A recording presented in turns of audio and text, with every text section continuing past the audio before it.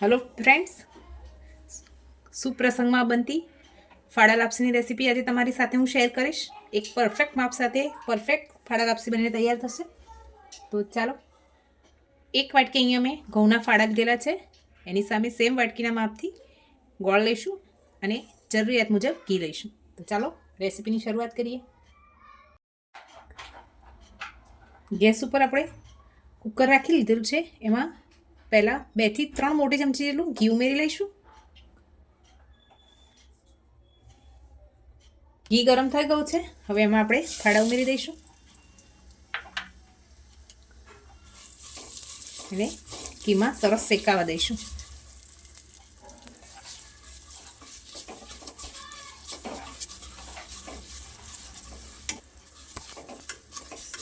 સરસ રીતે આ રીતે મિક્સ કરતા જઈએ ઘીમાં,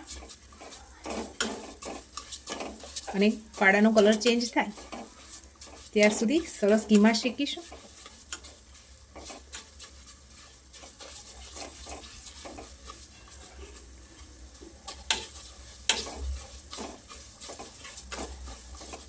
ફાડા લાપસીની આ પરફેક્ટ રેસીપી છે।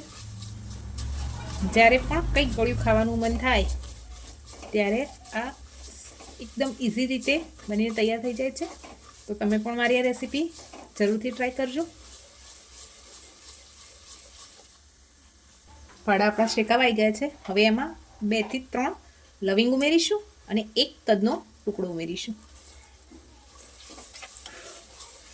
સરસ મિક્સ કરીએ। ફાડા આપણા સરસ શેકાઈ ગયા છે। જે વાટકીના માપથી આપણે ફાડા લીધેલા છે, 1 વાટકી ફાડા છે તો 3 વાટકી આપણે પાણી ઉમેરીશું।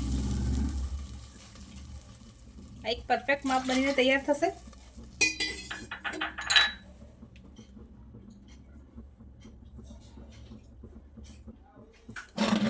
ઢાંકણ બંધ કરી દઈશું।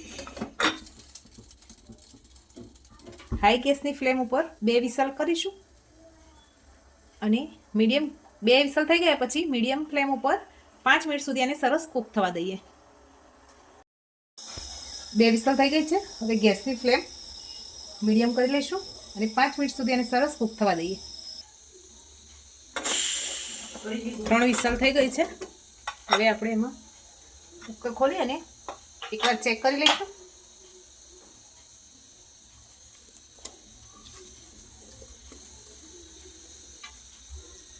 દાણો સરસ સોફ્ટ થઈ ગયો છે, હવે એમાં આપણે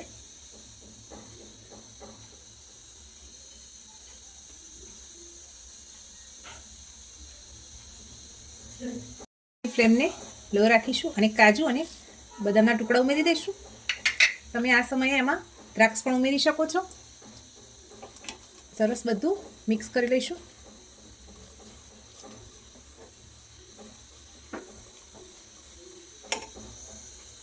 હવે આપણે આમાં 1 વાટકી ગોળ ઉમેરી દઈશું। સરસ મિક્સ કરી લઈએ। ગોળ ઓગળી જાય ત્યાર સુધી એને મિક્સ કરીશું।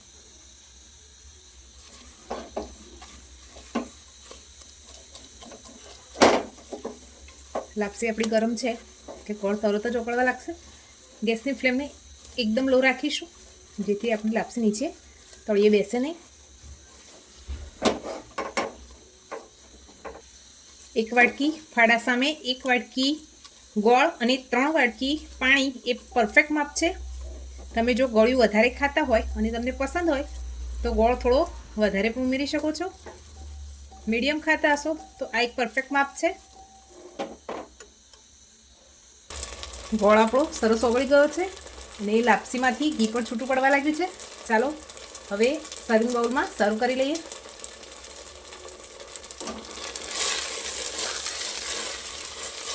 ગેસની ફ્લેમને ઓફ કરી લઈશું।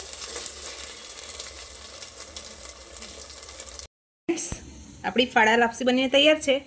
તમને આ રેસીપી કેવી લાગી છે કમેન્ટ કરવાનું ભૂલતા નહીં। લાઈક, શેર અને સબસ્ક્રાઈબ પણ કરી દેજો। Thank you.